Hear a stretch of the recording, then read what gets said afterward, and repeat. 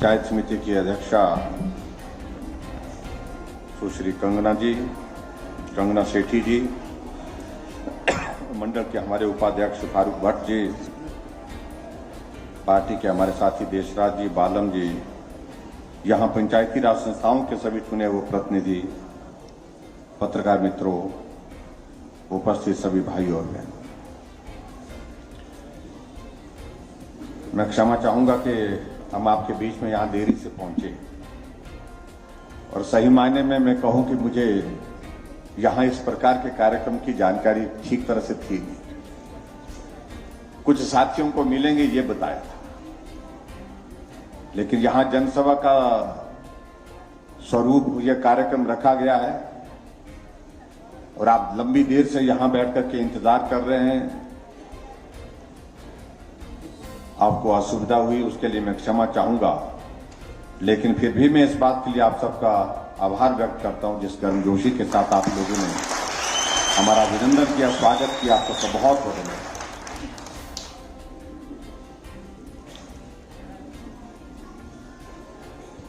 इससे पहले भी हमारे आज के जो कार्यक्रम सुबह से रहे, वो कार्यक्रम पहले के निर्धारित कार्यक्रम नहीं थे। कार्यक्रम तो सही मायने में आज भरमौर जाने का था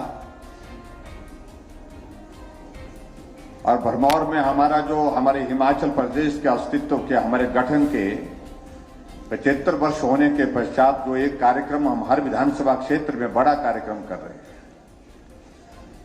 उस कार्यक्रम के तहत मुझे जाना था। लेकिन पिछले कल बारिश ज्यादा होने के कारण, मौसम खराब होने के कारण वहां की सभा को आज स्थगित कर दिया, क्योंकि वहां जो व्यवस्थाएं थी वो व्यवस्थाएं अस्त व्यस्त हो गई। आने जाने के रास्ते थे वो अवरुद्ध हो गए बारिश के कारण।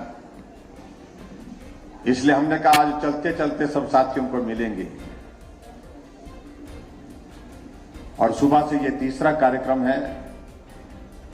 इससे पहले हमारा कोटी में था, कोटी से पहले हमारा कार्यक्रम साहू में था और अभी ये कार्यक्रम यहां भले ही माता जी के चरणों में रखा है। मुझसे पहले सारी बातों का यहां पर जिक्र हो गया। आप सबका स्नेह मिला, आप सबका सहयोग मिला। 4.5 वर्ष से ज्यादा का सरकार का हमारा कार्यकाल पूरा हुआ। जहां अपने विधायक चुन करके आए वहां भी काम किया, जहां विधायक विपक्ष के हैं वहां पर भी काम किया। और कई जगह तो मैं इस बात को कह सकता हूं कि जहां अपने विधायक नहीं आए हैं वहां विधायकों से भी ज्यादा काम किया, विधायक से भी ज्यादा काम किया, अपने विधायकों से भी ज्यादा काम किया।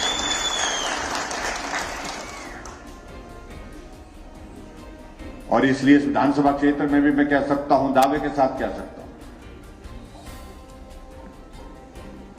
कि हमने कोशिश की है कि यहां इस विधानसभा क्षेत्र में हमारे पार्टी के साथी अपने विधायक की कमी महसूस ना करे। जो काम कर सकता तो वो करने की हमने कोशिश की है। इस बात को मैं कहता हूं। लेकिन ये भी बात सत्य है कि हमारे विपक्ष के लोगों ने तो कहना ही है कि कुछ नहीं हुआ, और कह भी कह सकते हैं। विपक्ष के नाते एक भूमिका, एक रस्म उनको भी अदा करनी है। इसलिए वो कहते रहे, उस पर हमको बहुत ज्यादा विचार करने या चिंतन करने की आवश्यकता नहीं है। हमारे जिम्मे जो हिमाचल प्रदेश में आप सब लोगों ने जो काम दिया है, उस काम को हम ठीक तरह से करने की कोशिश करते रहे और हमने काम करने की कोशिश की, उसमें सफलता भी हासिल की।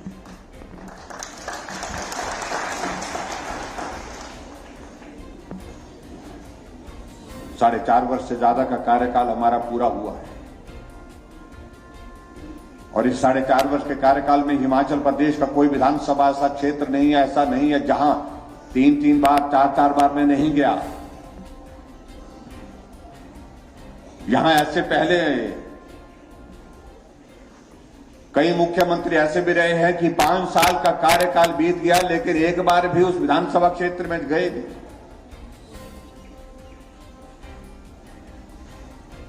हां, कुछ जगह ज्यादा जाना हुआ होगा, कुछ जगह थोड़ा कम हुआ होगा, ये हो सकता है। लेकिन आपके इस विधानसभा क्षेत्र में भी मैं शायद मेकल में कई बार आया है, मुझे याद नहीं आ रहा कि कितनी बार आया, लेकिन मैं आया कई बार। जो संभव हो सकता था वो काम करने की हमने कोशिश की है। लेकिन इस बात को भी हमको समझना पड़ेगा, बाकी आज से पहले जो मुख्यमंत्री थे उनको 5 साल तक बिना किसी रुकावट के, बिना किसी बाधा के काम करने का अवसर प्राप्त हुआ, और हमें तो सिर्फ 2.5 साल काम करने का अवसर प्राप्त हुआ। 2.5 साल का अरसा हमारा कोविड के नाम पर निकल गया। जहां आने की मनाही थी, जाने की मनाही थी, मिलने की मनाही थी।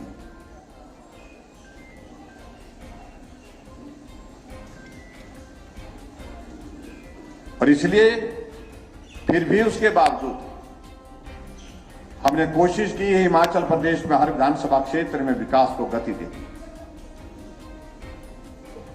और मैं इस बात को दावे के साथ कह सकता हूं कि अगर तुलना की जाए हिमाचल में जो सामान्य परिस्थितियों के कार्यकाल रहे आज से पहले के मुख्यमंत्रियों के, उनकी तुलना में हमने ज्यादा काम किया है, कम नहीं किया है।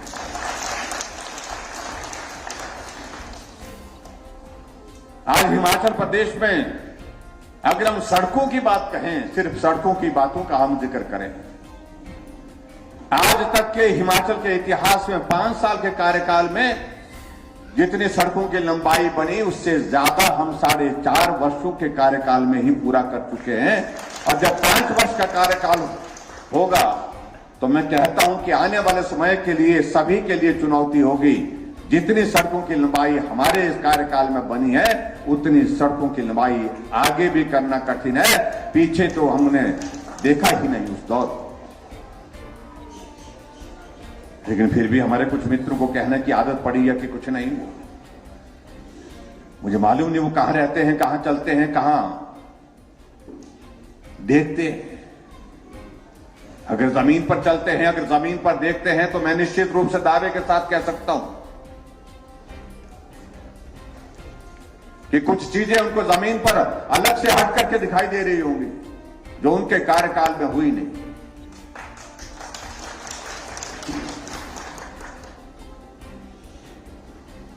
तो 50 साल से ज्यादा एक पार्टी सत्ता में रही और 50 साल से ज्यादा लंबे समय तक सत्ता में रहने के बाद आज वो पार्टी की स्थिति ये बन गई कि देश में तो दिखाई नहीं दे रही है, लेकिन इस चुनाव के बाद मैं दावे के साथ कह सकता हूं कि प्रदेश में भी दिखाई नहीं।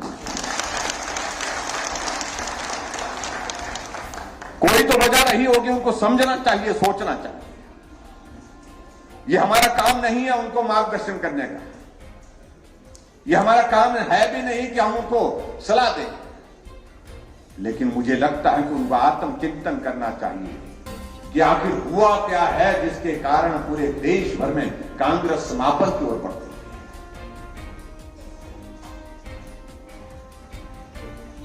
गलत नीतियां देश को लूटने की चेष्टा के साथ सत्ता का दुरुपयोग करना। शब्द अच्छे नहीं है, बुरे लगेंगे सुनने में, लेकिन हकीकत को हकीकत के रूप में रखना पड़ेगा। क्या ये सत्य नहीं है कि पिछले कार्यकाल ऐसे भी रहे जहां भ्रष्टाचार के मामले में प्रतिस्पर्धा होती थी, कंपटीशन होता था। 1,86,000 करोड़ रुपए का घोटाला, 86,000 76,000 करोड़ रुपए का घोटाला, इस प्रकार के घोटाले आते थे। घोटालों में भी प्रतिस्पर्धा, उसमें भी कंपटीशन होता। आज 8 साल का कार्यकाल आदरणीय प्रधानमंत्री नरेंद्र भाई मोदी जी का पूरा हुआ। कोई उंगली उठाकर नहीं कह सकता है कि नरेंद्र भाई मोदी जी यहां आपने कह नहीं सकता, सोच भी नहीं सकता, कहने की बात तो दूर की बात। अगर बात कहने की कोशिश कर रहे हैं तो मानने की बात तो बिल्कुल दूर की बात नहीं, कोई मानने के लिए तैयार नहीं। और यही वजह रही कांग्रेस रसातल में चले गई।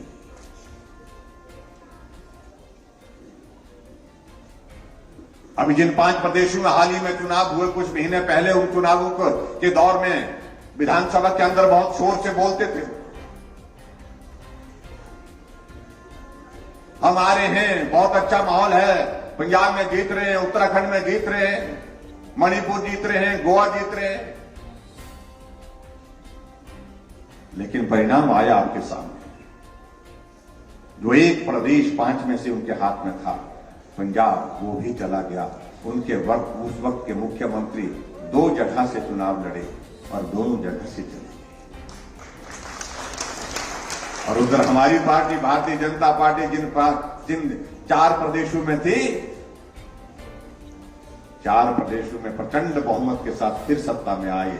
योगी जी फिर वापिस आए, धामी जी फिर वापिस आए, वीरेंद्र जी मणिपुर में वापिस आए, सावंत जी गोवा में वापिस आए।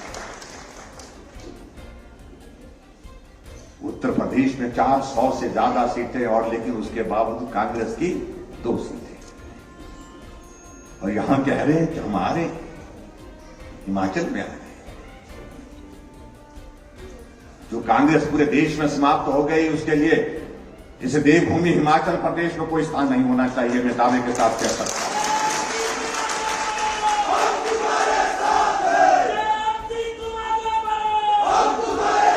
और एक वक्त होगा ये कांग्रेस भूली बिसरी यादें जो होता ना, एक कार्यक्रम आता है रेडियो में, कार्यक्रम आता है भूली बिसरी यादें, तो वो उस रूप में आएगा। पुराने गीत जो होते हैं,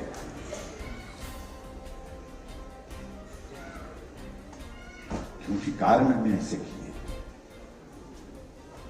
मैं देख रहा था आजकल प्रचार कर रहे हैं कुछ लोग, जोर डाल रहे हैं कि हम बेरोजगार यात्रा निकालें। बेरोजगारों के लिए लोग क्या यात्रा का नाम रखा है मालूम नहीं, क्या याद रखा है? कौन दोषी है उससे बेरोजगारी के लिए? जो 50 साल में सत्ता में रहे, दिल्ली में रहे, प्रदेश में रहे, क्या वो दोषी नहीं है? ये वो लोग हैं जो शिमला के पीटर हॉल में जाकर के नौजवानों को इकट्ठा किया, कहा कि 7वीं बार, ऐसे करके नारे लगाए, और उसके बाद उनको गुमराह करते रहे। नौजवानों को नौकरी देंगे, ये करेंगे, वो करेंगे, लेकिन उसके बावजूद दिया कुछ नहीं, सत्ता से बेदखल हो गए, सत्ता से बाहर हो गए। और आज उन्हीं नौजवानों को गुमराह करने की कोशिश है। लेकिन मैं एक बात मैं जरूर कहना चाहता हूं, ये हिमाचल प्रदेश ऐसा प्रदेश नहीं है जहां आप नौजवानों को गुमराह कर सकते हैं, उनको भड़का सकते हैं, थोड़ी देर के लिए आप प्रयत्न कर सकते हैं। नौजवान जानता है जो देश की परिस्थिति है, दुनिया की परिस्थिति है, उसकी वही परिस्थिति हिमाचल प्रदेश की, क्योंकि बेरोजगारी आज ग्लोबल इशू है, दुनिया का इशू है। और आदरणीय प्रधानमंत्री नरेंद्र भाई मोदी जी जिस प्रकार से एक लक्ष्य के साथ कर रहे हैं, 2024 तक 10 लाख नौजवानों को रोजगार देने का प्रावधान पूरे देश के अंदर कर रहे हैं, और उस मानचित्र उस लक्ष्य को हासिल करने के लिए रोड मैप बना रहे हैं।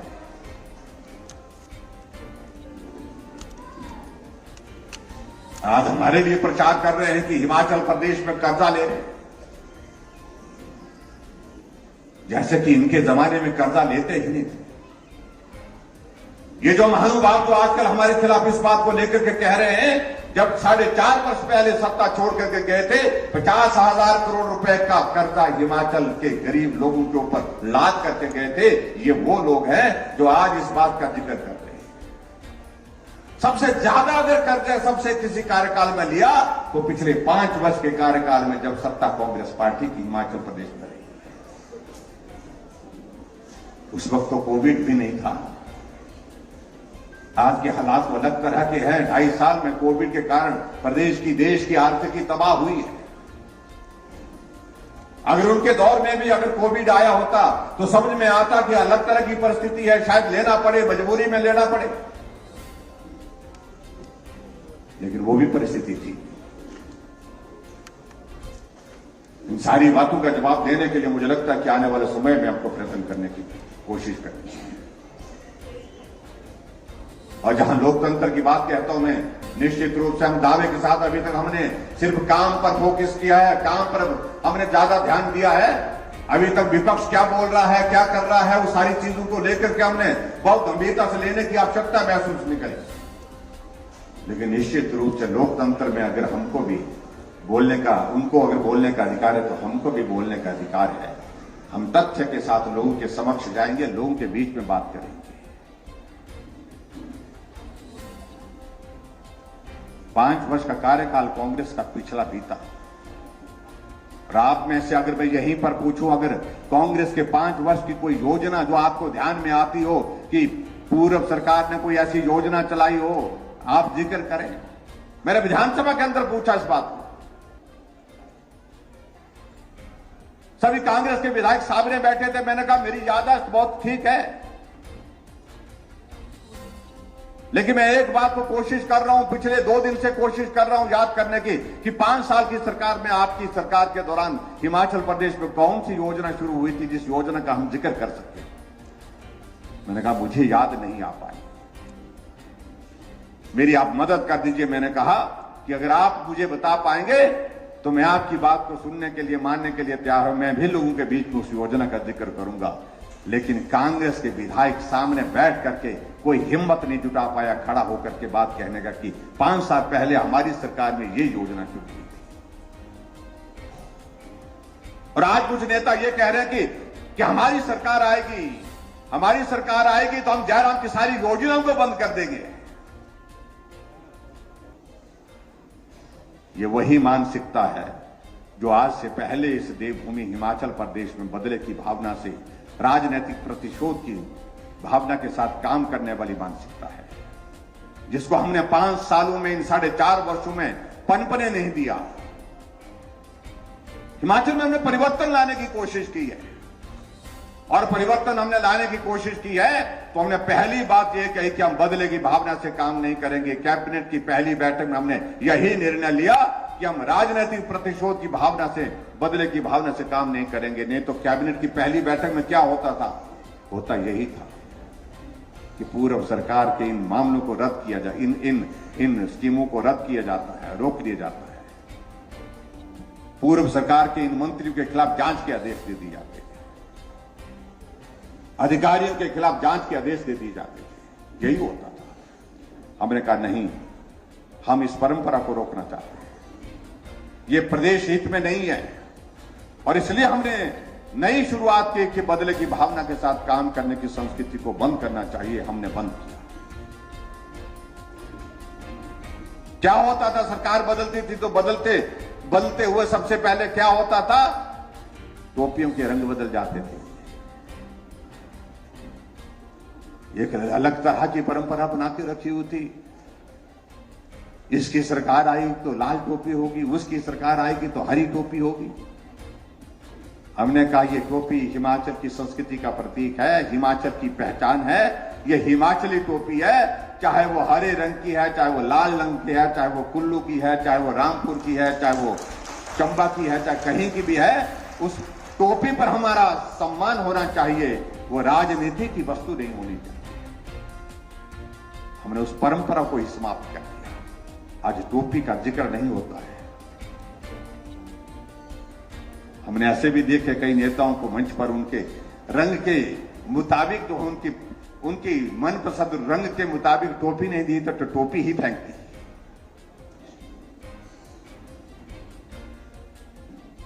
ये सारी बातें, बहुत सारी ऐसे जिनका जिक्र करने का मुझे लगता है कि अब आज का वक्त नहीं है। लेकिन मैं एक बात मैं जरूर कहना चाहता हूं, हमने गरीब आदमी को लेकर के काम करने की कोशिश की, गरीब आदमी की मदद करने की कोशिश की। और जो गरीब आदमी के लिए मदद करने के जो जितने भी रास्ते हमने निकाले हैं, और कांग्रेस कहती है कि, कांग्रेस के नेता कहते हैं कि हम आएंगे तो हम बंद कर देंगे। वो 4 4 लाख लोगों को हिमाचल प्रदेश में पेंशन देते थे, मैं 7 लाख लोगों को हिमाचल प्रदेश में पेंशन दे रहा हूं। वो 400 करोड़ रुपए पेंशन पर खर्च करते थे, मैं 1300 करोड़ रुपए हिमाचल प्रदेश में खर्च करता हूं। और वो कहते हैं कि हम सत्ता में आएंगे तो बंद कर देंगे। वाह, क्या तरीका है काम करने का। हमने हिमाचल प्रदेश में गरीब आदमी के इलाज के लिए हिमकेयर की योजना शुरू की। 5 लाख रुपए तक का हेल्थ कवर उस आदमी के, गरीब आदमी के इलाज के लिए तय किया। आज गरीब आदमी अगर बीमार होता है, जेब में पैसे हैं तो नहीं है, लेकिन हिम कार्ड को ढूंढ करके वो ले जाता है जेब में, उसको मालूम है कि इससे मेरा इलाज होगा।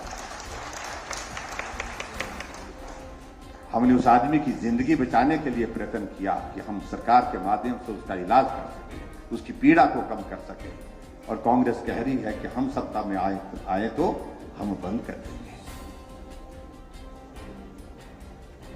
हमने हर घर में गैस का चूल्हा पहुंचाया। 3,32,000 गैस के चूल्हे घर घर में हिमाचल प्रदेश में पहुंचाए। और कांग्रेस वाले बोल रहे हैं कि हम बंद कर देंगे, तो क्या गैस का चूल्हा भी रसोई से उठा करके वापस ले जाएंगे? ये सारे प्रश्न हैं जिन प्रश्नों को आप लोगों को उन लोगों से पूछना होगा।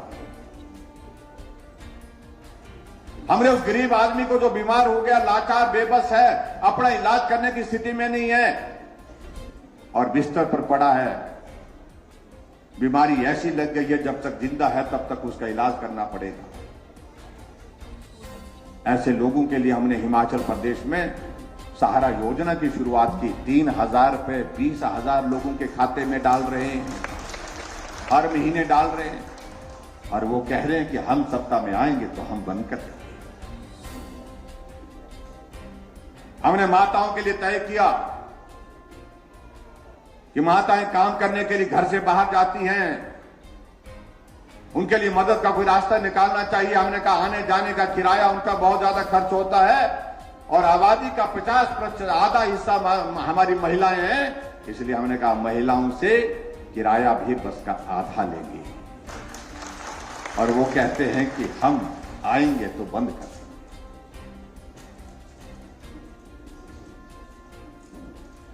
हमने तय किया कि हिमाचल प्रदेश में हमारे ग्रामीण क्षेत्र में पानी का नल बहता है, पानी सब पीते हैं, पानी के बिना जीवन नहीं है। हमने तय किया कि हम उसका किराया नहीं लेंगे। हर घर में नल से शुद्ध जल देने की हमारी योजना होने के बावजूद भी हम उसका किराया नहीं ले रहे हैं। और वो कहते हैं कि हम आएंगे तो हम बंद कर देंगे, हम किराया देंगे।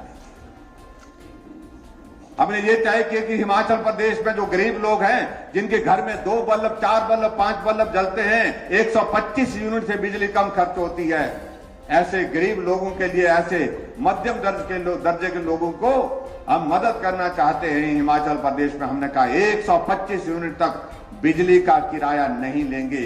और वो कहते हैं हम आएंगे तो हम ये भी बंद कर देंगे। आप बताइए मुझे, जुलाई के महीने का पानी का बिल आया किसी को? नहीं आया। आपके यहां पर बिजली का बिल जुलाई महीने का, जून महीने का आया? बिल आया, लेकिन कितना आया? 0 बिल आया। और वो बोलते हैं कि इनको मुफ्तखोर बना दिया। और आप सबके पास पहुंचेंगे, कभी आएंगे तो सही अभी, तो उनको तो कहिए हाथ जोड़ करके आप मुफ्तखोरों के पास क्यों आए भाई? 15 लाख लोग, 15 लाख परिवार हिमाचल प्रदेश में ऐसे हैं जिनको 125 यूनिट से कम खर्च आता है ये बिजली का, उनको 0 बिल आएगा। और यहां मैं दावे के साथ कह सकता हूं, कुछ गिने चुने लोग जिनके घर में कोई इस प्रकार का उद्योग होगा, इस प्रकार का कोई काम होगा, वहां का बिल ज्यादा हो सकता है। बाकी मैं दावे के साथ कह सकता हूं, जितने लोग यहां पर बैठे हैं, आप सबका बिल कितना होगा? 0 बिल होगा।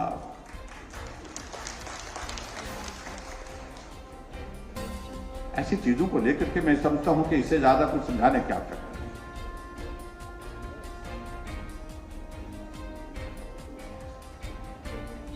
हमने उन बेटियों के लिए तय किया जो बीपीएल परिवार के, वो जब शादी होगी तो हमने शगुन योजना के अंतर्गत 31,000 रुपए उनके खाते में हम डालते हैं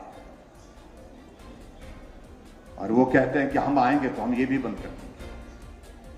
इसलिए इन सारी बातों का जवाब देने के लिए मुझे लगता है कि आप सबको तैयार होना चाहिए। भाइयों और बहनों, मैं बहुत लंबी बातें नहीं कहूंगा, आप लोग बहुत देर से बैठे हैं। मैं आप सबका धन्यवाद करना चाहता हूं। ये चंबा जिला एक ऐसा जिला जहां कल भी प्रधानमंत्री जी ने जब राष्ट्र को संबोधित कर रहे थे मन की बात के माध्यम से, चंबा के मिंजर का जिक्र करते हुए उन्होंने बात कही। मिंजर की संस्कृति, मिंजर की वो नाटी टेलीविजन पर दुनिया ने देखी। यहां से प्रधानमंत्री जिनको हिमाचल प्रदेश के हर जिले से एक भावनात्मक रिश्ता है। शिमला प्रधानमंत्री जी आए और शिमला में पहुंचने के बाद जब रिज के मैदान में जाना था, उससे पहले वो जैसे माल रोड पर पहुंचे तो गाड़ी छोड़ करके निकल गए। ये माल रोड पर मैं वर्षों तक पैदल चलता रहा हूं, एक कोने से दूसरे कोने तक पैदल चले। लोगों ने अभिवादन किया और उनने अभिवादन को स्वीकार किया और शिमला के रिज के मैदान से पूरे देश को संबोधित किया। पूरे देश के सभी प्रदेशों के मुख्यमंत्री उस दिन जुड़े हुए थे ऑनलाइन। और उसके बाद आपने देखा धर्मशाला आना हुआ। कुछ दिनों के बाद 2 दिन धर्मशाला, कांग्रेस के लोग हमारे परेशान हैं और हम उनको कह रहे हैं कि आने वाले समय में संभावना ये बन रही है कि प्रधानमंत्री जी चंबा भी आ रहे हैं, चंबा भी आ रहे हैं। हमने कहा जी आ रहे हैं, क्यों आ रहे हैं? क्यों आ रहे? जैसे उनसे हमने आपको अनुमति दे दी। फिर कुछ नहीं जब बचता उनके पास एक ही बात होती है, प्रधानमंत्री जी तो आए लेकिन दिया कुछ नहीं। यही गीत गाते हैं। ये प्रधानमंत्री वो प्रधानमंत्री जो मंच पर से नहीं बोलते हैं कि मैंने क्या देना है क्या नहीं देना है। ये देना होता है, इनको जो देना होता है पहले दे करके आते हैं। 10,000 करोड़ रुपए हिमाचल प्रदेश के विकास में 4.5 वर्षों में दिया हमने, हिमाचल प्रदेश के लिए मदद के रूप में दिया। हिमाचल प्रदेश में टूरिज्म को बढ़ावा देने के लिए 2100 करोड़ रुपए का एडीबी का प्रोजेक्ट स्वीकृत किया। हिमाचल प्रदेश में स्कूल का भवन बने, कॉलेज का भवन बने, हॉस्पिटल का भवन बने, पुल बने। उन सारी चीजों के लिए 800 करोड़ रुपए दे करके आया। उसके बाद प्रधानमंत्री जी शिमला आते हैं।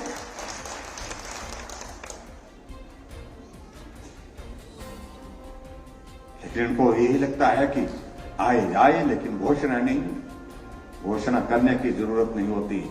जो सदैव हिमाचल प्रदेश को अपना घर मानते हैं, वो सदैव जो है अपने आप चिंता करते हैं, अपने आप सोचते हैं और बेहतर ढंग से सोचते हैं।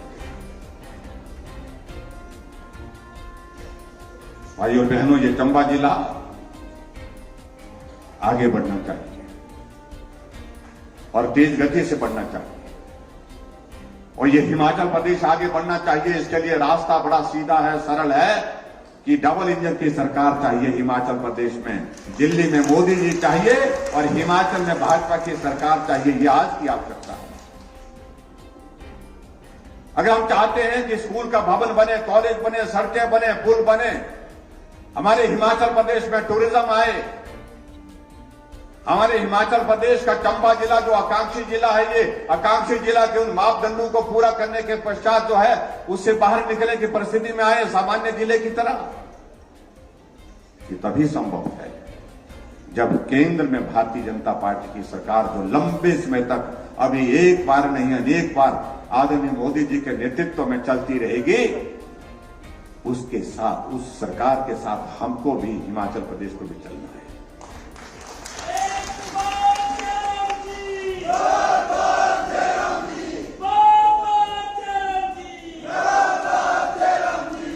और जो कहते हैं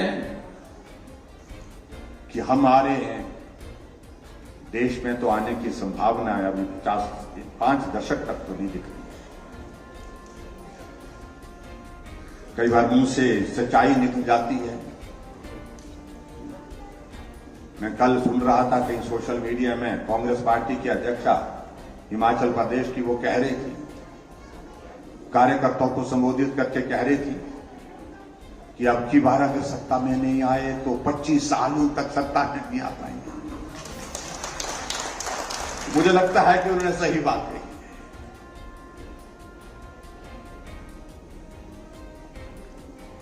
कम से कम हिमाचल प्रदेश में 25 साल का तो हमें भी दिख रहा कि आने वाले समय में सत्ता में आने की कोई संभावना नहीं है, और इसलिए यह बहुत आवश्यक है। जो एक बात को लेकर के हम बार बार कह रहे हैं, और अब की बार हमने नारा भी दिया है, सरकार नहीं रिवाज बदलेंगे। जो रिवाज हिमाचल प्रदेश में 5 वर्ष के बाद सरकार बदलने का चल रहा है, उस रिवाज को बदल करके छोड़ेंगे इस बार। और हिमाचल प्रदेश में नरेंद्र भाई मोदी जी के आशीर्वाद से फिर भारतीय जनता पार्टी की सरकार बनाएंगे। क्योंकि रिवाज बदलने की अगर बात आई है तो हमने पहले दिन से तय किया है कि हिमाचल के कुछ रिवाजों को बदलेंगे। हमने टोपी का रिवाज बदल दिया, हमने बदले की भावना से राजनीति करने का रिवाज बदल दिया। हमने आने वाले समय में इस रिवाज को भी बदल देना है। जो 5 साल में सरकारें बदलती रहती हैं, इस रिवाज को भी बदलना है अब की बार। जैसे उत्तराखंड ने रिवाज बदल दिया, उत्तर प्रदेश ने रिवाज बदल दिया, पड़ोसी हमारे हरियाणा ने रिवाज बदल दिया, अब रिवाज बदलने की बारी हिमाचल की है और हम अब की बारी से रिवाज को बदलेंगे। आप सबका आशीर्वाद चाहिए। और हिमाचल प्रदेश में जहां चंबा जिला से हमारी 5 सीटें हैं, 5 में से 4 हमारे साथ हैं, ये एक क्यों छोड़ी है, ये नहीं छूटनी चाहिए, 5 भी होनी चाहिए। ये जिम्मा आप सबके ऊपर है। अब की बार डलहौजी से जहां से भारतीय जनता पार्टी का विधायक शिमला की विधानसभा के अंदर पहुंचना चाहिए, हर हाल में पहुंचना चाहिए। इसके लिए मैं आप सबसे आग्रह करता हूं, निवेदन करता हूं। बाकी बातें यहां पर कही है, लंबी चौड़ी ने बहुत लंबी सूची रखी है, मैं शाम को इनके साथ बैठ लूंगा। लेकिन फिलहाल एक बात को लेकर के मैं ये जरूर कहना चाहता हूं, जो एक बात कही है ना, बाखरी में बीडीओ ऑफिस खोलने की बात कही है, इस मांग को मैं स्वीकार करता हूं। इतनी बात कहते हुए बाकी बातें हम इनके साथ बैठ करके चर्चा कर लेंगे। और उसके साथ साथ में उप तहसील की भी बात कही है, वो शाम को मैं इनके साथ बैठ करके, क्योंकि मेरे पास पूरा इस वक्त का खाका नहीं है, कितने पटवार सर्कल उसमें होंगे, उन सारी चीजों को लेकर चर्चा करेंगे। लेकिन आप पहले जो आप लोगों ने मांगा है हमने दिया है, इस बात को मानते हैं। लेकिन आपकी बात जो हम मांग रहे हैं कुछ, वो आपको देना होगा। यहां से विधायक भारतीय जनता पार्टी का आप दीजिए, उसके बाद जो चाहिए होगा वो हम देंगे। इतनी बात कहते हुए आप सबका बहुत बहुत धन्यवाद। नमस्कार, जय हिंद।